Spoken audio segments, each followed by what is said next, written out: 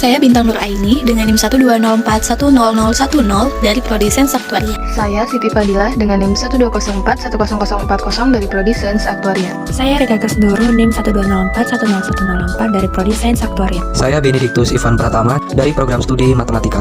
Saya Muhammad Faiz Ramadan dari Prodi Teknik Informatika.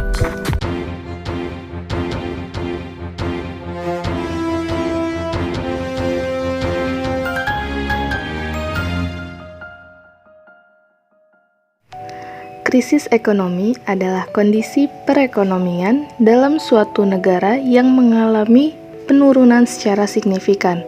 Negara yang mengalami krisis ekonomi biasanya mengalami penurunan harga properti dan saham, menurunnya produk domestik, serta tingginya inflasi.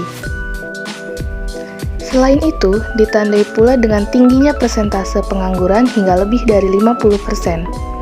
Hal-hal itu akan menyebabkan kenaikan pada harga pokok yang tinggi, menurunnya konsumsi masyarakat, menurunnya nilai tukar yang sulit dikontrol, dan penurunan perkembangan ekonomi yang sangat signifikan. Krisis ekonomi 2008 bermula dari Amerika Serikat yang disebabkan karena pecahnya industri properti di Amerika Serikat. Pada akhir 1990-an, Amerika Serikat menjadi tujuan dana-dana asing, sehingga likuiditas yang dimiliki berlimpah hingga menekan tingkat suku bunga. Sejak awal 2000-an, suku bunga rendah berlaku di sana, dan investor berbondong-bondong mencari aset-aset yang diharapkan memberi imbal hasil yang tinggi, termasuk pada aset yang memiliki risiko tinggi seperti produk derivatif. Banyak bermunculan produk finansial yang rumit dalam bentuk produk derivatif. Produk-produk ini menggunakan kredit kepemilikan rumah atau KPR sebagai underlying aset, terus bermunculan yang tujuannya untuk mengalihkan risiko kredit dari KPR. Bibit-bibit krisis muncul karena perbankan di Amerika Serikat tidak selektif dalam memberikan kredit, termasuk kepada nasabah yang memiliki profil risiko tinggi atau subprime mortgage. Umumnya, mereka tidak memenuhi syarat untuk mendapatkan kredit prime mortgage ataupun alt mortgage karena tingginya risiko yang dilihat dari penghasilan, sejarah kredit, dan kelengkapan dokumen. Debitur subprime mortgage umumnya dikenakan biaya administrasi dan suku bunga yang lebih tinggi dibandingkan debitur prime mortgage. Karena bank tergiur mendapatkan imbal hasil yang lebih tinggi, kredit subprime mortgage juga gencar diberikan dengan keyakinan bahwa harga properti akan terus meningkat sehingga nilai agunan semakin bertambah. Bank kemudian berinovasi melakukan sekuritas atas KPR. Produk hasil sekuritas ini disebut Mortgage-Backed Securities atau MBS dan Collateralized Debt Obligation atau CDOS. Pada tahun 2007, suku bunga naik menjadi 5%. Hal ini sejalan dengan kenaikan harga minyak tanah mentah dunia sehingga memicu inflasi. Karena mengalami kenaikan, terjadi gagal bayar cicilan yang seharusnya dibayarkan para peminjam. Akibatnya, cicilan yang harus dibayar para peminjam juga mengalami kenaikan. Ditambah lagi, nilai agunan semakin turun akibat jatuhnya harga properti.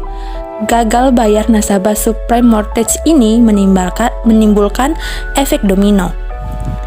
Institusi finansial dan perbankan sebagai kreditur mulai mengalami kesulitan likuiditas. Hal itu menyebabkan mereka tidak bisa memenuhi kewajibannya atas surat utang yang sudah diterbitkan dengan underlying aset KPR tersebut. Dampak selanjutnya, para investor yang memegang surat utang hasil sekuritas ikut mengalami kesulitan finansial. Hal itu menyebabkan para investor kesulitan untuk melakukan ekspansi usahanya. Pada akhirnya, hal itu merembet ke perekonomian sehingga menyebabkan kontraksi ekonomi di Amerika Serikat. Karena para pemegang MBS tersebar luas ke berbagai belahan dunia, maka krisis subprime mortgage cepat menyebar, baik lintas sektoral maupun negara. satu persatu akhirnya mulai mengalami kesulitan dan harus mendapatkan talangan agar tidak kolaps. Krisis finansial 2008 merupakan krisis terburuk sejak depresi besar.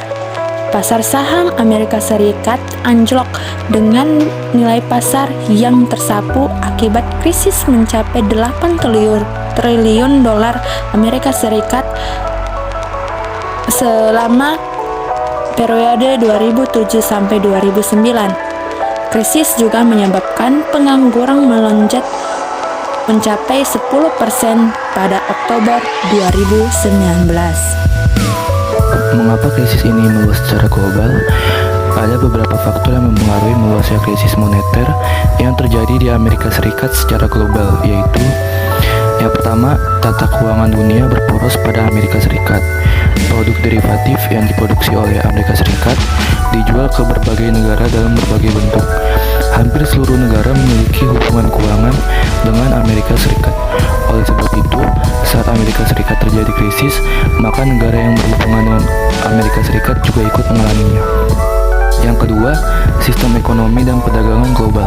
Banyak negara di dunia membuka pasarnya bagi korporasi besar, membiarkan mereka mengembangkan ekonomi tanpa memberikan perlindungan ke ekonomi rakyat, dan membiarkan rakyatnya menjadi buruh, membiarkan pendapatan bergantung dari hasil pembelian barang di negara luar. Bangunan ekonomi inilah yang menjadikan struktur ekonomi rentan akan krisis.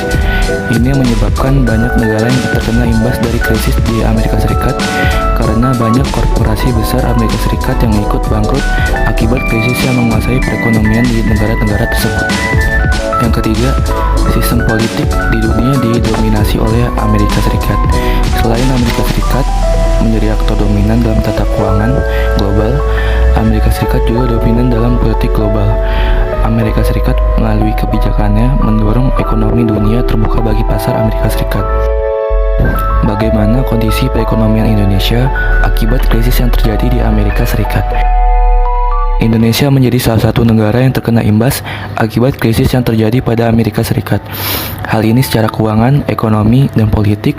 Indonesia mengikuti sistem yang ditawarkan oleh Amerika Serikat, mulai dari pasar modal, pro-pasar, dana pembangunan yang bersumber dari utang luar negeri, industri yang berbasis ekspor, tidak memberikan perlindungan bagi industri dalam negeri, hingga melahirkan kebijakan-kebijakan ekonomi pro-pasar. Imbas krisis di Indonesia mulai terasa pada akhir 2008. Pada triwulan 3-2008, tercatat pertumbuhan ekonomi Indonesia mencapai 6%. Tetapi pada triwulan 4-2008, kondisi perekonomian mulai mendapatkan tekanan berat. Hal ini terlihat pada pelambatan ekonomi secara signifikan, terutama karena anjloknya kinerja ekspor. Di sisi eksternal, neraca pembayaran Indonesia mengalami peningkatan defisit dan nilai tukar rupiah mengalami pelemahan signifikan. Di pasar keuangan, selisih risiko atau risk spread dari surat-surat berharga Indonesia mengalami peningkatan yang cukup signifikan, yang mendorong arus modal keluar dari investasi asing di bursa saham. Surat utang negara atau SUN dan sertifikat Bank Indonesia atau SBI, secara relatif posisi Indonesia sendiri secara umum bukanlah yang terburuk di antara negara-negara lain. Perekonomian Indonesia masih dapat tumbuh sebesar 6,1% pada 2008. Sementara kondisi fundamental dari sektor eksternal, fiskal, dan industri perbankan juga cukup kuat untuk menahan tepaan krisis global. Meski demikian, dalam perjalanan waktu ke depan, dampak krisis terhadap perekonomian Indonesia akan semakin terasa. Semakin terintegrasinya perekonomian global dan semakin dalamnya krisis menyebabkan perekonomian di seluruh negara akan mengalami pelambatan pada tahun 2009. Indonesia tak terkecuali. Bank Indonesia memperkirakan perekonomian Indonesia di tahun 2009 akan tumbuh melemah menjadi sekitar 4%. Dengan risiko ke bawah terutama apabila pelemahan ekonomi global lebih besar dari yang diperkirakan. Penurunan pertumbuhan ekonomi Indonesia tersebut bukan sesuatu yang buruk apabila dibandingkan dengan banyak negara-negara lain yang diperkirakan tumbuh negatif. Oleh karenanya, upaya pemerintah dan Bank Indonesia untuk mencegah dampak krisis ini meluas lebih dalam. Melalui kebijakan di bidang fiskal, moneter, dan sektorial menjadi penting untuk dilakukan di tahun 2009. Lalu, bagaimana Indonesia mengatasinya? Belajar dari krisis masa lalu yang terjadi pada 1997 hingga 1998, pemerintah langsung mengeluarkan sejumlah aturan dalam menghadapi krisis ini. Pada Oktober 2008, pemerintah mengeluarkan 3 peraturan pemerintah pengganti undang-undang atau per-PPU. Pertama, per-PPU 2 2008 untuk memperkuat fungsi Lender of the Last Resort BI dengan memperluas macam aset yang bisa dijadikan agunan oleh bank untuk mendapatkan fasilitas pinjaman jangka pendek atau FPJP dari BI. Kedua, per-PPU 3 2008 untuk memperkuat peran LPS di masa krisis. Ketiga, per-PPU 4 2008 mengenai Jaring Pengaman Sistem Keuangan atau JPSK menetapkan mekanisme, tata cara, dan koordinasi antar lembaga yang bertugas dan berwenang mencegah dan menangani krisis. Selain itu, beberapa hal yang juga dilakukan antara lain: 1. Bapepam LK juga mengeluarkan aturan untuk mempermudah emiten melakukan buyback.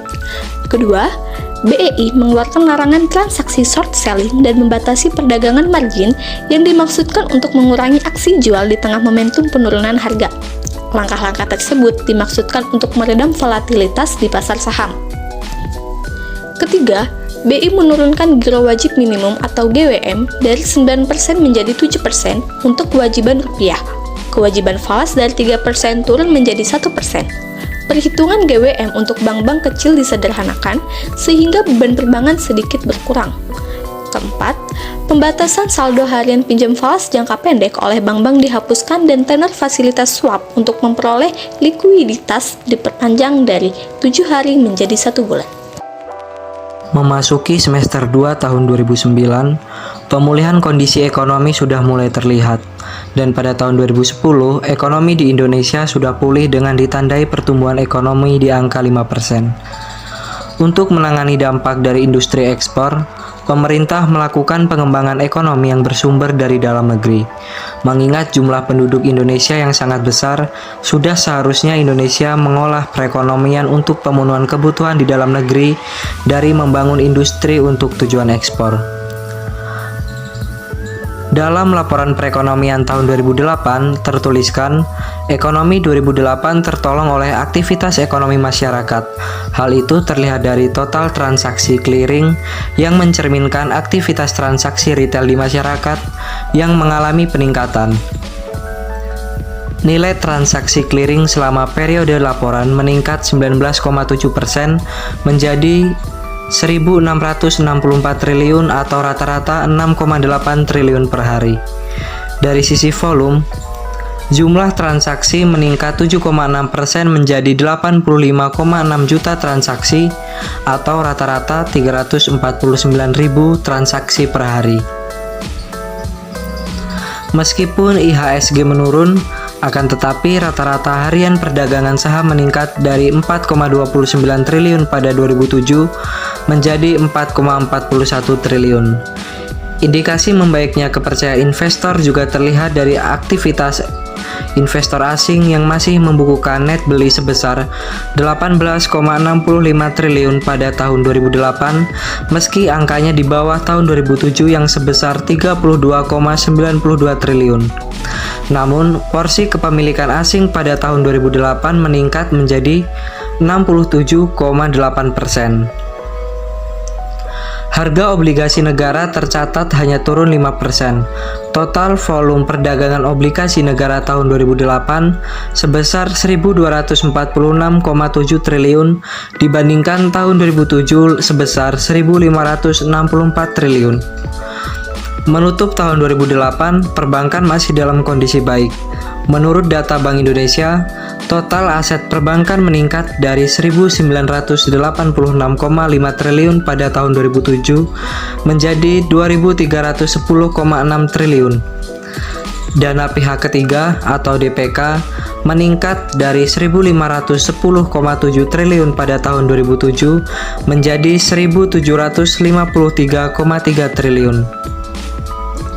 Kredit juga masih tumbuh dari 1.045,7 triliun menjadi 1.353,6 triliun. NPL malah cenderung turun dengan NPL gross dari 4,6 menjadi 3,8%. Namun, CAR mengalami penurunan dari 19,2 menjadi 16,2%.